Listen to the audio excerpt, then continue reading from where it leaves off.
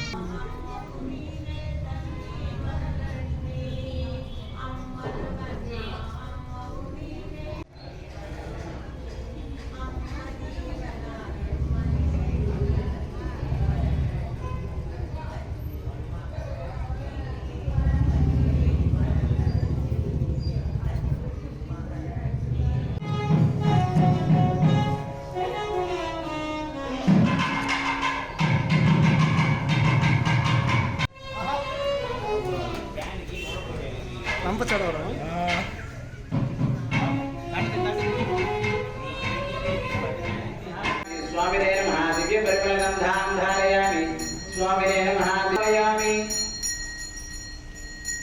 पुष्पादिदेवतायै नमः दिव्य परिमलधूपमाग्रापयामि पुष्पादिदेवतायै नमः प्रत्ययामि आत्मनं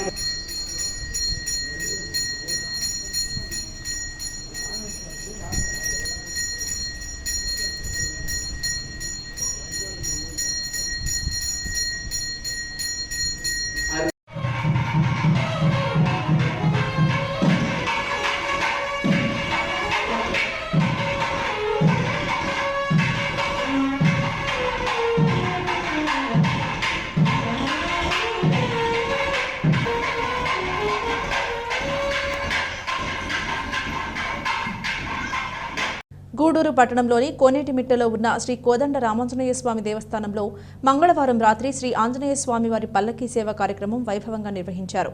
గూడూరు పట్టణంలోని కోనేటిమిట్టలో ఉన్న శ్రీ కోదండ రామాంజనేయ స్వామి దేవస్థానంలో మంగళవారం రాత్రి శ్రీ ఆంజనేయ స్వామి వారి పల్లకీ సేవ కార్యక్రమం వైభవంగా నిర్వహించారు.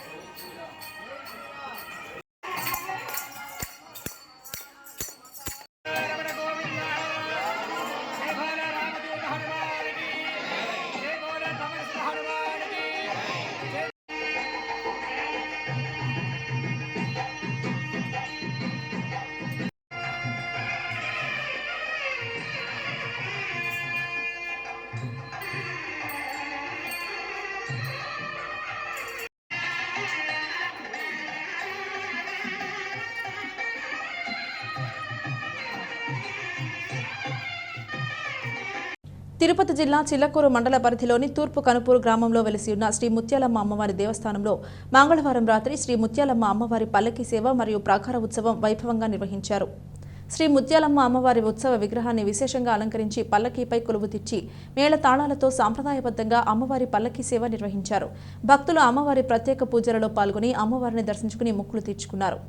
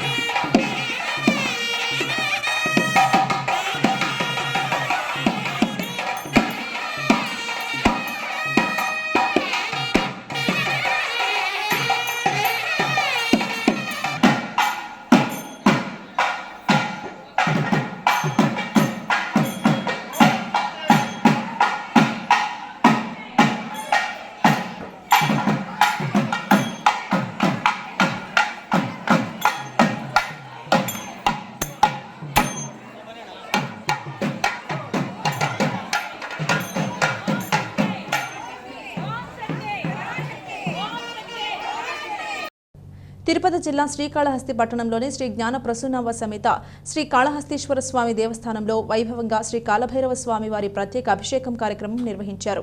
వేద పండితుల ఆధ్వర్యంలో శ్రీ కాలభైరవ స్వామి వారికి వివిధ రకాల సుగంధ ద్రవ్యాలతో అభిషేకాలు నిర్వహించే ప్రత్యేక పూజలు నిర్వహించారు.